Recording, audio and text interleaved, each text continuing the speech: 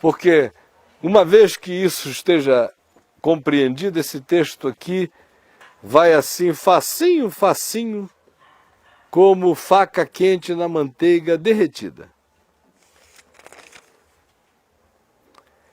Está aqui em Lucas, no capítulo 13, do verso 22 em diante. Prestem atenção. Lucas 13, do verso 22 em diante.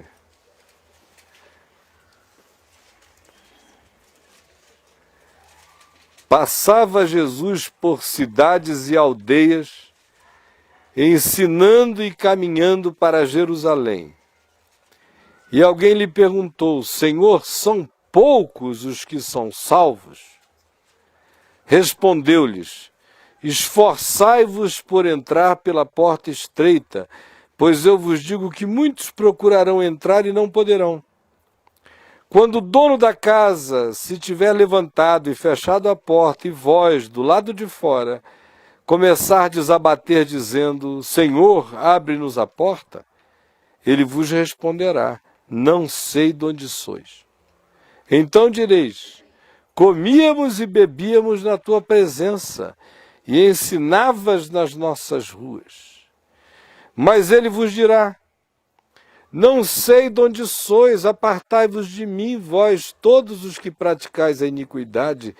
Ali haverá choro e ranger de dentes, quando virdes no reino de Deus Abraão, Isaque, Jacó e todos os profetas, mas vós lançados fora. Muitos virão do Oriente, do Ocidente, do Norte e do Sul, e tomarão lugares à mesa no reino de Deus. Contudo, há últimos que virão a ser primeiros, e primeiros que serão os últimos. Eu estava dizendo o tempo todo aqui sobre o cuidado para a gente não ficar achando que a gente absorve Jesus por osmose, por convívio, por decoração de memorização de ensinos, por organização teológica, por amestramento ético, dizendo: tem muitas coisas do Evangelho que são legais, eu acho que são práticas positivas, eu sou uma pessoa positiva, então eu vou praticar essas coisas. Você vai estar apenas no zoológico do cristianismo, mas não vai ter acontecido nada com você. Não foi isso que eu disse?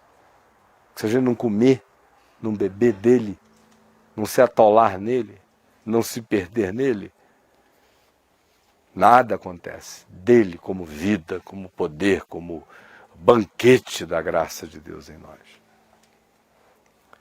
E esse texto diz justamente isto. Jesus ia passando por algumas cidades, caminhando na direção de Jerusalém, e de cidade em cidade, aldeia em aldeia, ele ensinando. Bem-aventurados os humildes de espírito, porque deles é o reino dos céus. Bem-aventurados, não vos vingueis a vós mesmos, não isto, não aquilo, tudo que ele ensinou. De muitos modos diferentes e que nem estão relatados nos evangelhos. Mas o ensino é um só, é o mesmo Espírito. Parte de uma única essência. E ele ia ensinando. Enquanto ele ensinava, como ele estava presente, ele não precisava ficar dizendo: vinde a mim, porque ele estava ali. Só não vinha quem não quisesse. Então ele ensinava, com graça. E as pessoas gostavam, se reuniam para ouvir os ensinos, se maravilhavam. Era estonteante. Jesus falava aramaico, era a língua do povo.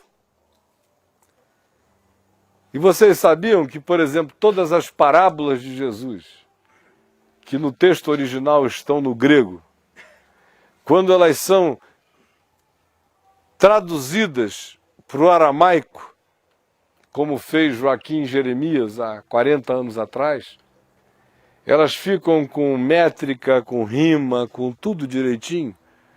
De modo que, além de tudo, ele ainda era um repentista poético. Olha a graça disso tudo. Quem não gostava de ouvir?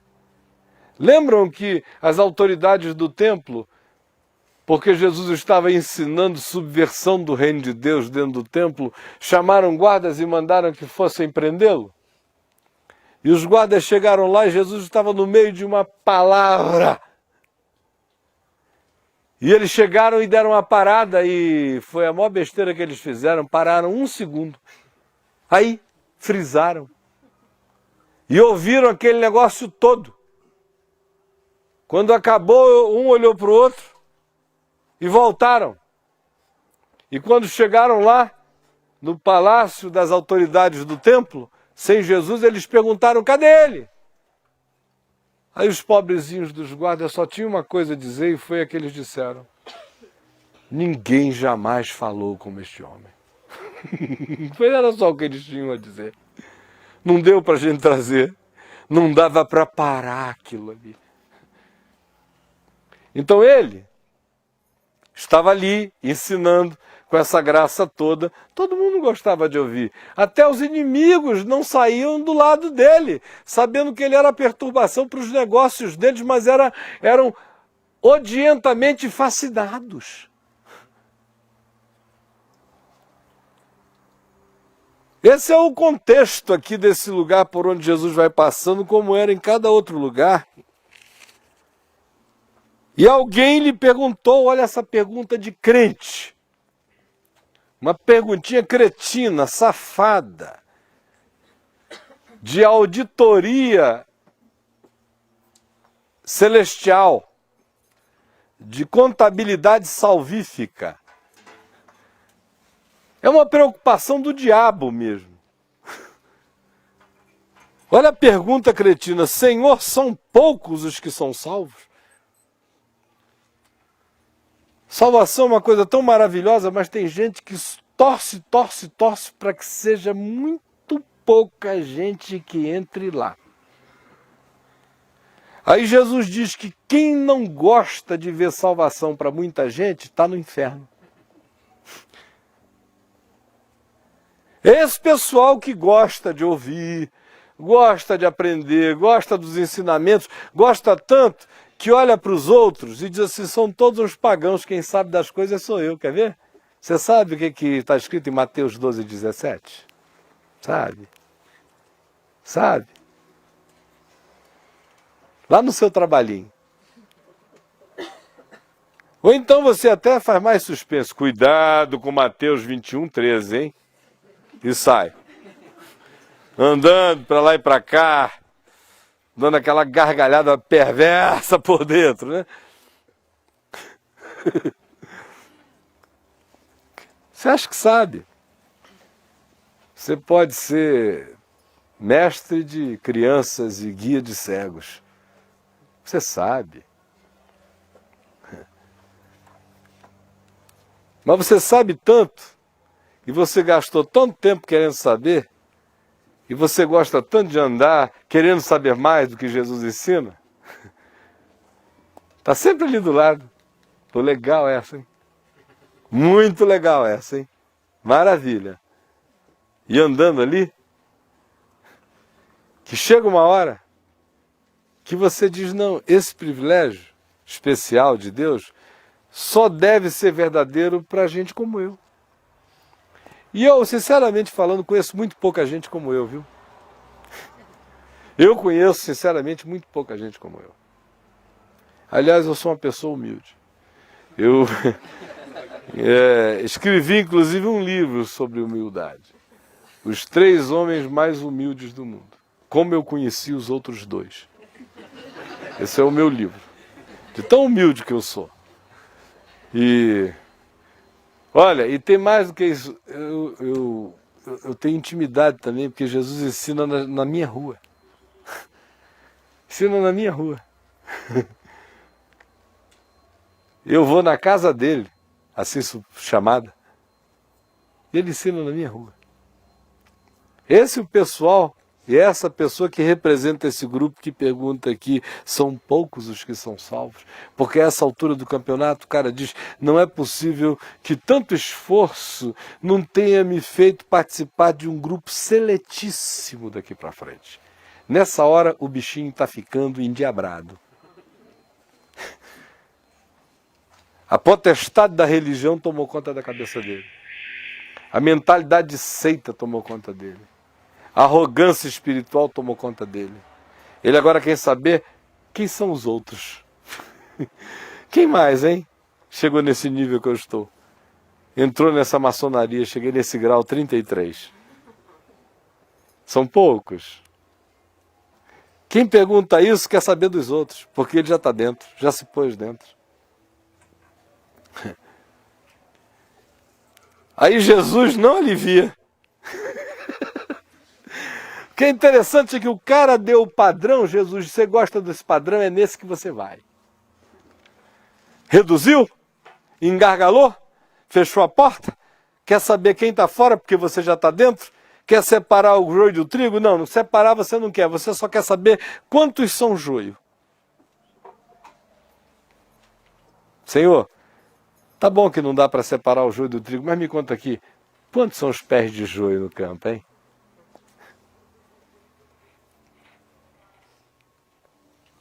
Chega Jesus e diz, se esse é o Espírito, é pouquinho, é pequenininho, é reducionista.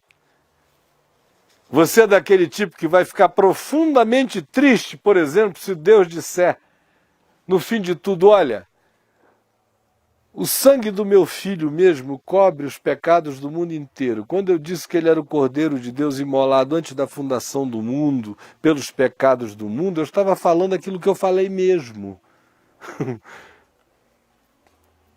E eu decreto que estão todos perdoados.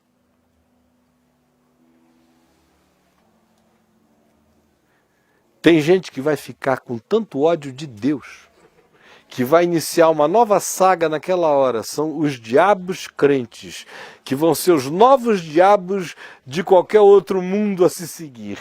Com ódio de Deus dizendo, e eu fui crente.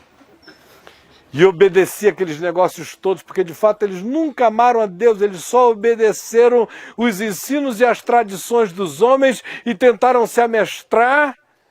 E agora estão com ódio de Deus.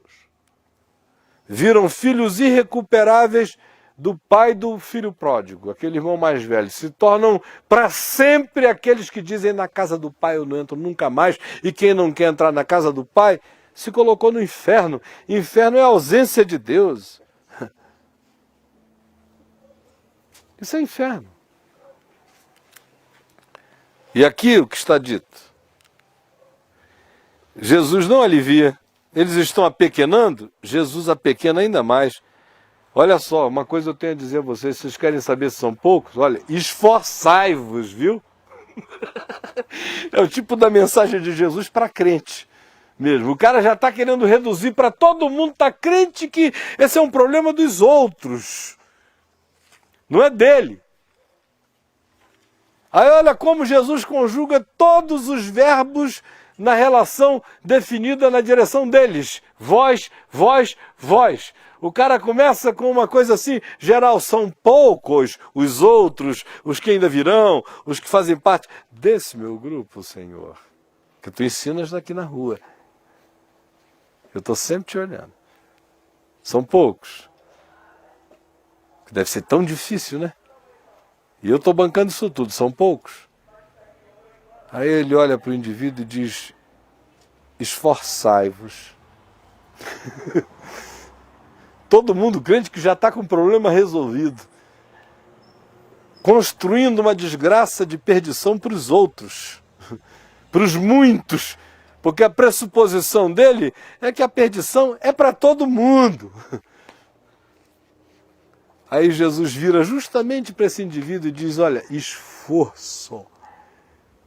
Se esforce por entrar pela porta estreita, pois eu vos digo, ele não deixa o cara ficar falando sobre uma abstração, ele puxou o assunto para saber o número, Jesus chega e inclui o indivíduo na estatística objetiva, olhando no olho.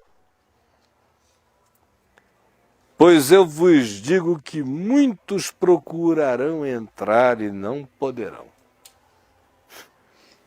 Aí o negócio vai ficando mais apertado. Quando o dono da casa se tiver levantado e fechado a porta, e vós, não são eles, aqueles, vós. Quem fica querendo saber contabilidade de Deus, excluindo o mundo para o inferno e se colocando jactantemente numa posição do salvo que quer saber em que companhia estarei? Jesus diz, você se endiabrou nesse processo, e quando o dono da casa se levantar, e vós, do lado de fora, começar a desabater, e vocês virem que pensavam que estavam dentro, estavam fora o tempo todo, e começar a desabater, dizendo, Senhor, abre-nos a porta, ele vos responderá, eu não sei de onde sois. Aí os caras vão dizer o quê? Olha o argumento desse pessoal. Mas, Senhor, nós comíamos e bebíamos na Tua presença. Na Tua presença. Participávamos de todas as Eucaristias, de todas as ceias, de todos os ritos. Nós comíamos invocando o Teu nome. Só não comeram a Ele. Mas nós comíamos na Tua presença, o Teu bom nome era invocado sobre nós. Ensinavas em nossas ruas. A gente aprendeu os Teus ensinos. A gente até contou para outros. A gente até evangelizava outros. Mas Ele vos dirá, não sei de onde sois.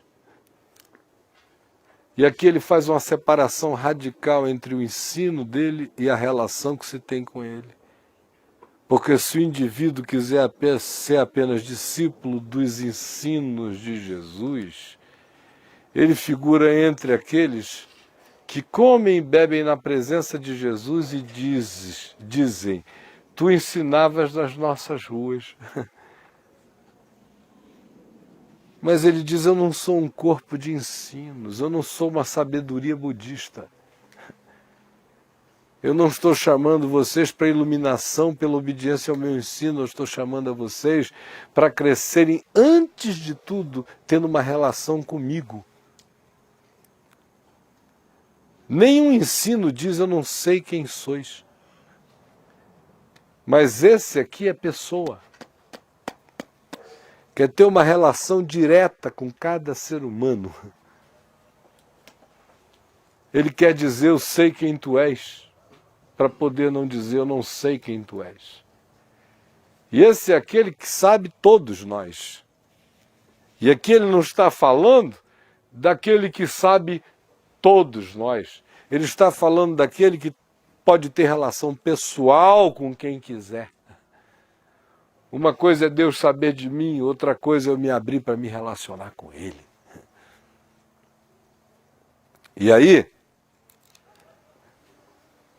apartai-vos de mim, vós todos os que praticais a iniquidade, que dizem que ouvem, que aprendem, que repetem, que papagaiam, mas que não deixam nunca a palavra aplacar a injustiça, o ódio, a ira, a malquerência, as antipatias perversas, os humores de morte, as implicâncias gratuitas, crônicas e que oprimem o próximo.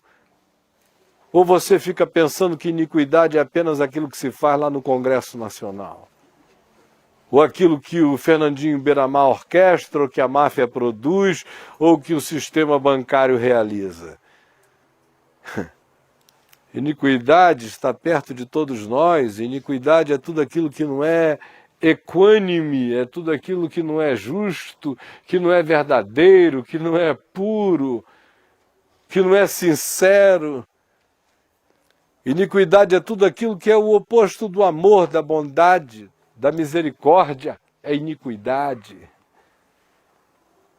Iniquidade é fachada, é fazer de conta que está comprometido com o próximo, enquanto isso trama contra ele. Iniquidade nasce como mato à volta de nós. Apartai-vos de mim, vós os que praticais a iniquidade, e ali haverá muito arrependimento, muito choro e ranger de dentes. Aí a gente fica pensando, deve ser porque o capiroto está assolando os caras lá de todo lado, né? O diabo. O crente pensa que no inferno o diabo está em casa. Mas Jesus disse que o inferno foi preparado para o diabo e seus anjos. O último lugar para onde o diabo quer ir é para o inferno. Tem um monte de homem com muito mais determinação de ir para o inferno do que o diabo.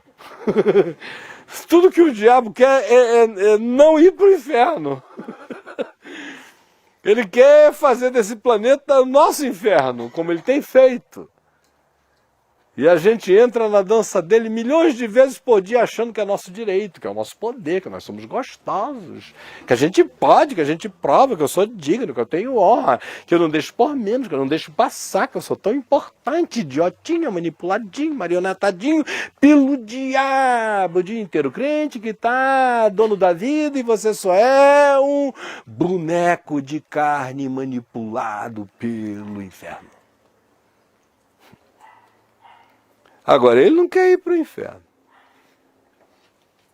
Tem um monte de gente que diz, pelo menos em filme de cowboy, e em todos os filmes policiais, ninguém se despede sem dizer, te vejo no inferno, e pá! Pá! Toda vez que eles dizem isso, eu digo assim, eu te perdoo em nome de Jesus, meu irmão. Esse não é um pecado para a morte, é só um texto hollywoodiano, você não vai para lá, não. Em nome de Jesus, eu declaro todo mundo perdoado. Todo mundo está perdoado. Todo mundo. Só não está perdoado quem Deus disser que não está. Agora ele mandou eu perdoar o meu próximo, por que eu não declaro o mundo inteiro perdoado logo? Eu nunca entendi isso nos crentes. Jesus disse que é para perdoar até 40 vezes 7 num dia, e o cara não consegue abrir a janela e dizer, vizinhança, você está perdoada. Brasília, você está perdoada. Rio de Janeiro, você está perdoado. Planeta Terra, você está perdoado.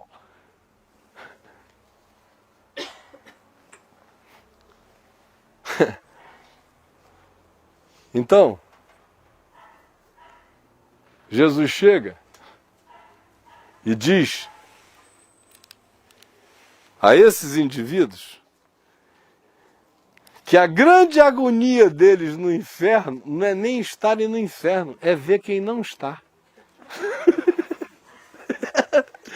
Porque não se diz aqui, e haverá choro e ranger de dentes, porque o diabo vai estar batendo em vocês, vai estar isso, vai estar aquilo. Não, não tem diabo nesse inferno aqui. Só tem os próprios. Só tem os carinhas.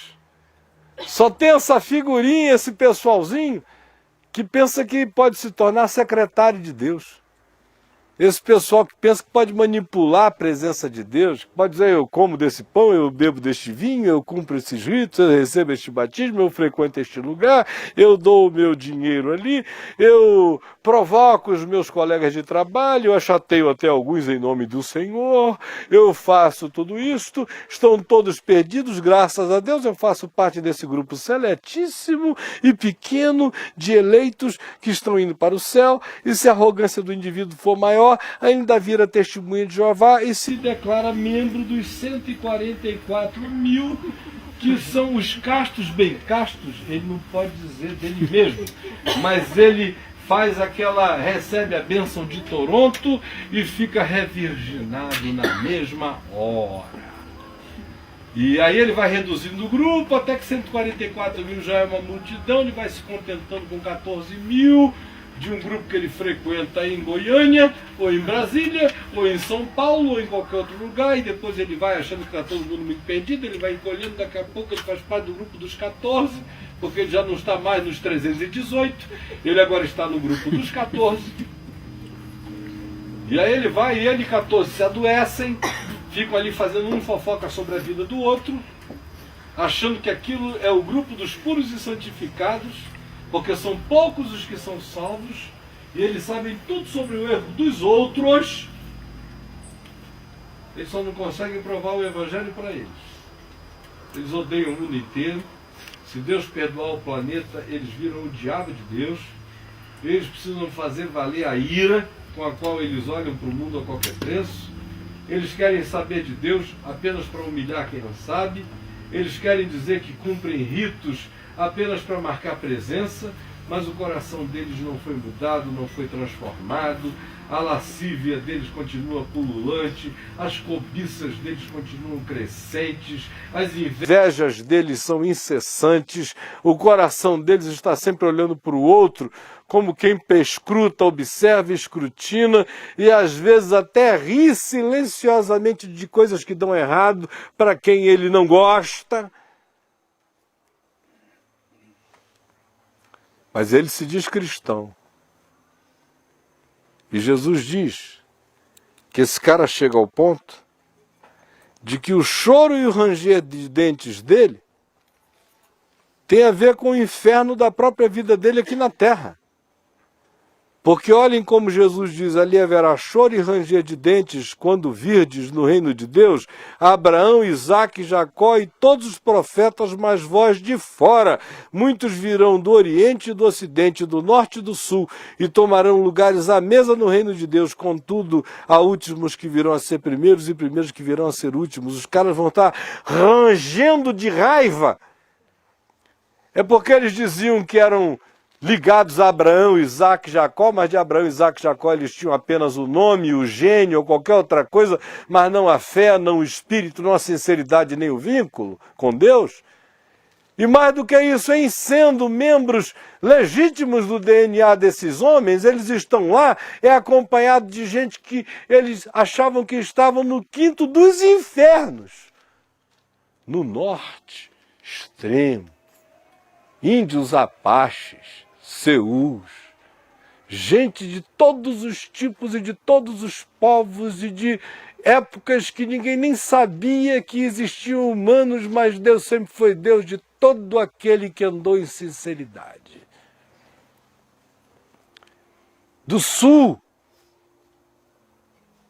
da Patagônia primeva, aonde quer que um ser humano tenha aberto os olhos e tenha anelado por Deus, a misericórdia de Deus o acolheu.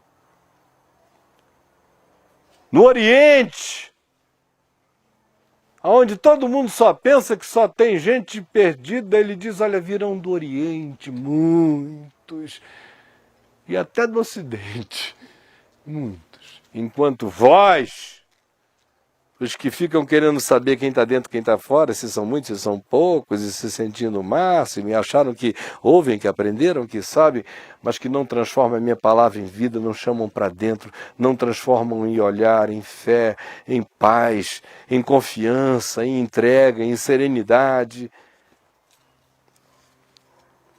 E que ficam apenas se contentando com as exterioridades e com a troca de superioridades de saberes ou de supostas proximidades. Vocês estão fora, vocês nunca nem entraram. Vocês são parte do povo da mentira. Vocês estão enganando e se auto-enganando. Parem com isso. Ninguém tem que saber se são poucos ou se são muitos. A gente só tem que saber se a gente comeu da carne, bebeu do sangue, se a gente se atolou no Evangelho, se não tem retorno, se o espigão dele entrou em nós, se virou tutano na gente.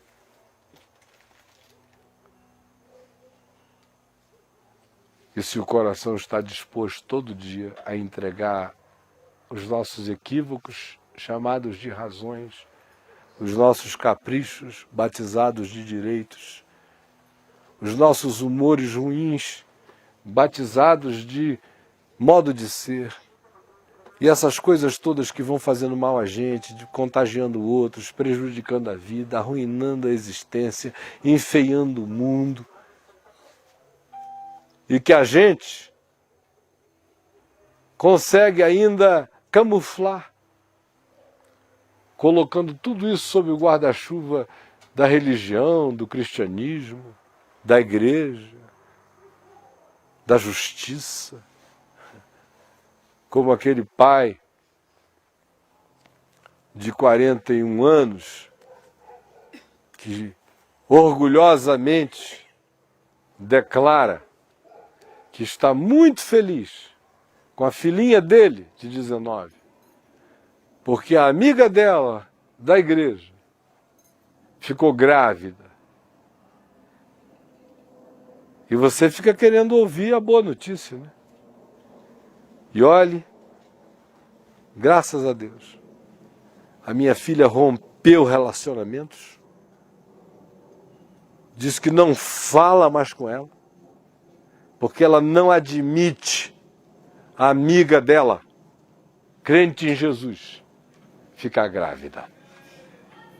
E eu estou muito feliz, honrado de ver que eu criei uma boa menina, que sabe o que quer. Criou um capirotinho, com ódio da amiga porque a garota não contou como foi, quem sabe até não arranjou para as duas saírem juntas e cada uma perder na mesma hora e dizer assim, a gente perdeu a virgindade às 3h27, não é, minha querida? Tudo disfarçado de moral, mas é só perversidade. Tudo dito em nome do Evangelho, da ética cristã, mas Jesus chega e olha para isso e diz, olha, eu não tenho nada a ver com isso, portanto eu não te conheço. Você está sozinha nessa parada. Não sei quem é você, não invoque o meu nome, porque isso é um estelionato. Eu não tenho nada a ver com isso. Entendeu? Cuidado para não virar povo da mentira. Que é esse pessoal que diz, tu ensinavas nas nossas ruas e nós comíamos e bebíamos na tua presença. Mas Jesus disse, eu não conheci vocês, porque eu não chamei ninguém aqui para comer em meu nome e na minha presença, eu chamei cada um aqui para me comer. Não chamei ninguém aqui para decorar as minhas palavras, eu chamei vocês para encarnarem a minha palavra. Eu não chamei a vocês para ficarem cantando louvores e batendo palmas para Deus, um Deus carente, que precisa de palma. Um Deus Roberto Carlos. Palmas para o rei. Show da Globo no final do ano, senão ele tem uma crise de depressão o ano inteiro. Pelo amor de Deus. Não está interessado em palmas. Ele está interessado naquele louvor que brota da gratidão de todos os dias. Esse é o culto, essa é a adoração. Está interessado em me conhecer, ser conhecido por mim. E não em que eu tenha o nome dele na minha boca, mas em que eu carregue o amor dele na minha vida. Esse é o convite do Evangelho. E fora desse convite, tudo mais é engano. É um convite para transformar você nesse serzinho apequenado, que quer saber quem não está salvo, que quer saber se são pouquinhos, Deus permita que sejam.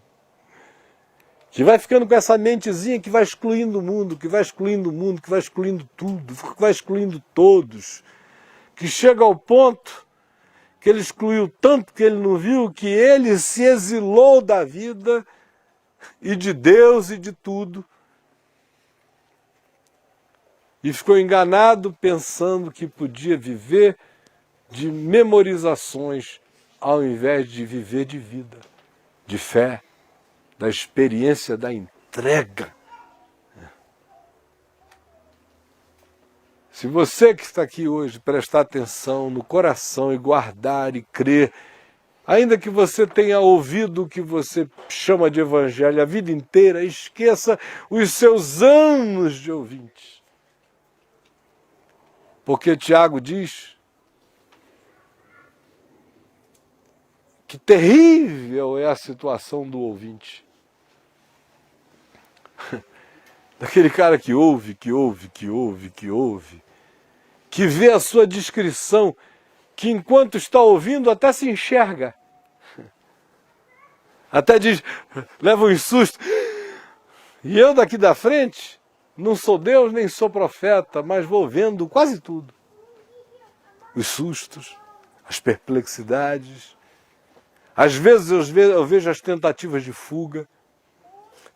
O cara está ouvindo, está todo atento, quando o negócio começa a entrar assim na víscera dele, você vê na mesma hora que ele dá uma olhada para o outro lado, ele dá uma fugida, ele diz, sai daqui, em nome de Jesus.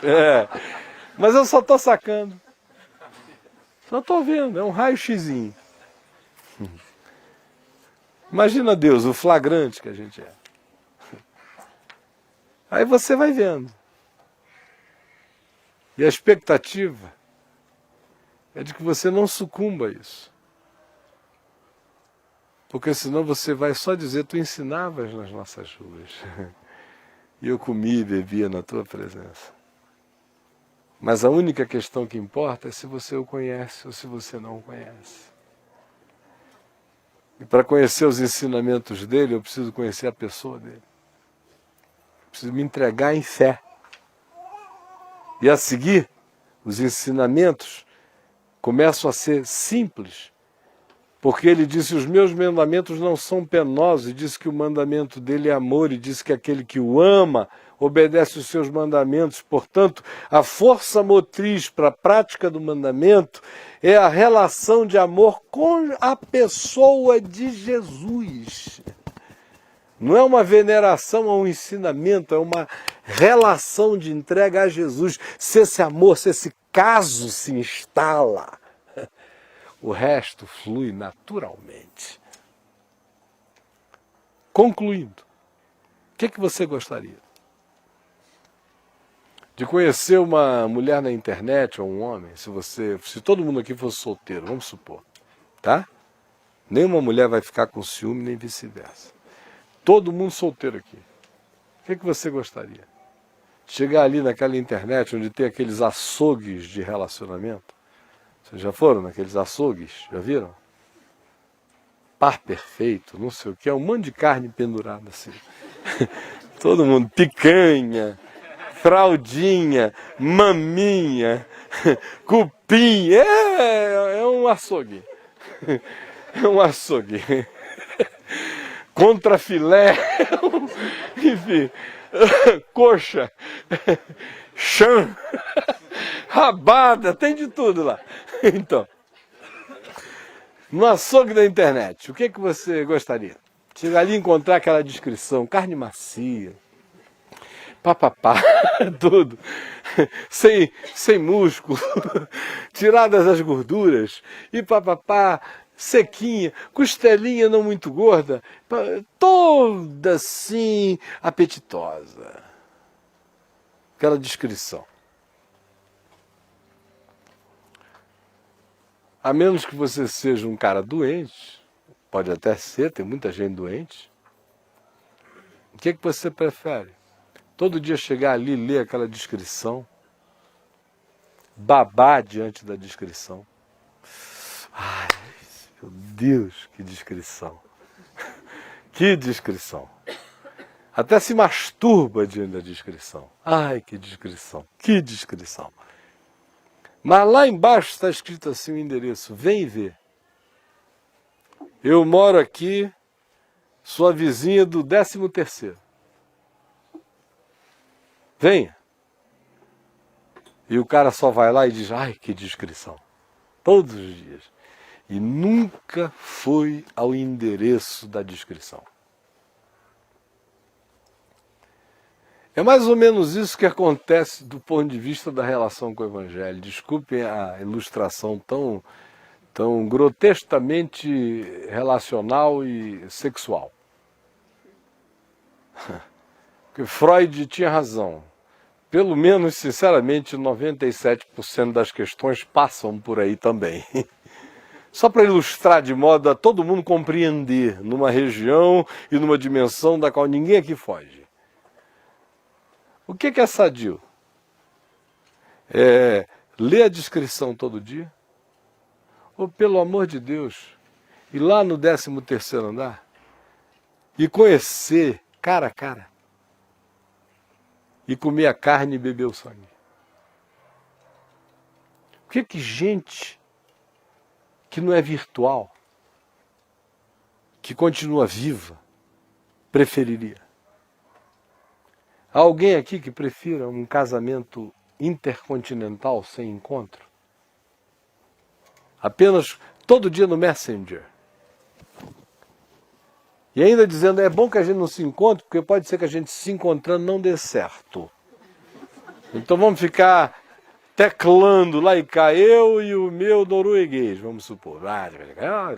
Meu amor, meu amor. Sendo que todos os dias tem um bilhete de primeira classe pago e consumado para o indivíduo ir. E ele não vai. É mais ou menos isso que eu vejo acontecendo com o suposto amor dos cristãos por Jesus.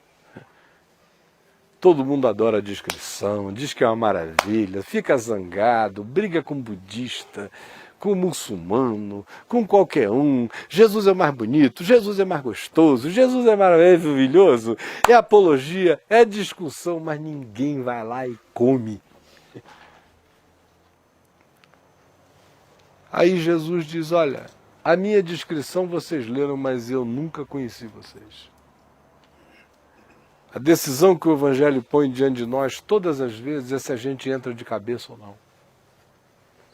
Porque não adianta ouvir o Evangelho sem crer e praticá-lo, porque do contrário, ouvindo, a gente só se angustia depois de um tempo com aquilo que a gente chama e sabe que é vida, mas que o coração rejeita, porque de algum modo estranho e suicida ama caminhos de morte e resiste de maneira peremptória à entrega à vida. Essa é a decisão que todo homem tem que tomar sempre. É vida e morte. Não por causa de infernos católicos ou protestantes, não é disso que eu estou falando, eu espero que vocês tenham entendido o espírito do que eu falei, eu estou falando daquilo que a gente deixa de provar hoje, deixa de conhecer agora, e que a gente só experimenta se cair sem reservas, se der razão a Deus em tudo que como revelação de Deus já nos esteja revelado. Aí o meu encontro com Ele vai ser a minha motivação de amor, que me fará obedecer o mandamento dEle, sem nem sentir, porque o amor tem prazer no caminho do amado.